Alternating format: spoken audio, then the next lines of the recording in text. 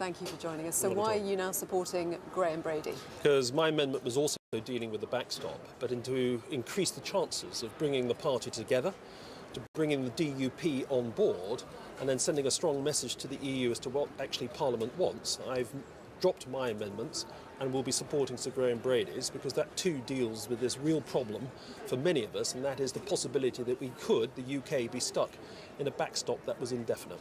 The EU, there hasn't been unity here, but there's been unity within the EU for a long time, which is 27 countries saying the absolute fundamental that we will not change is for there to be an insurance policy that means in the event of no agreement on the future status of the relationship between the UK and the EU, there is not a hard border.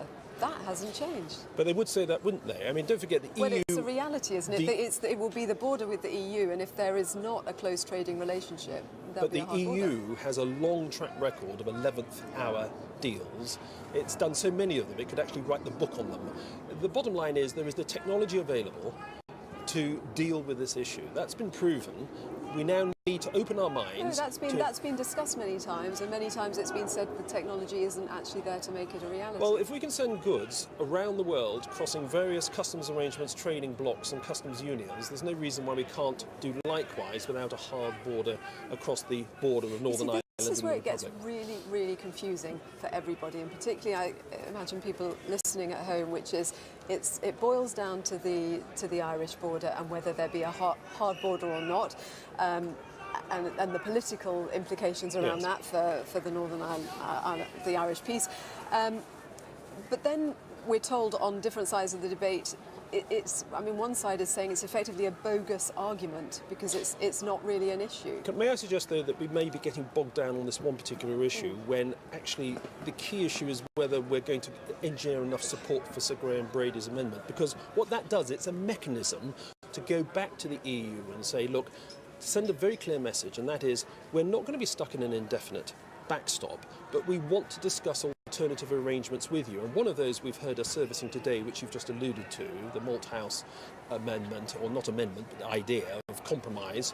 Let's just get a message, let's send the Prime Minister back with the remit, courtesy of a vote today, to actually see if the EU would listen. I understand why you're saying that we need to focus on what happens here today and whether there can be unity here today, because obviously that is the vital first step today here.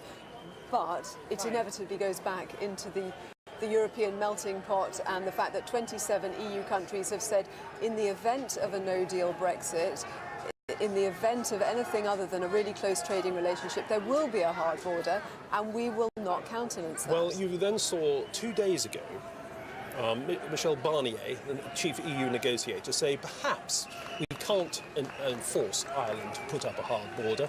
Perhaps there could be alternative arrangements, technologies that could help. Now, he himself said that a few days ago, which suggests that at least there's an openness of mind.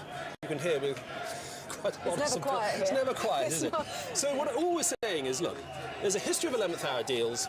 What this amendment would do, if we can pass Sir Graham Brady's amendment today, is embolden the Prime Minister to go back and say, actually, you now know what is the problem. It is the backstop. We need to address this if you want to avoid the UK leaving on WTO terms by which we profitably trade with the rest of the world outside the EU.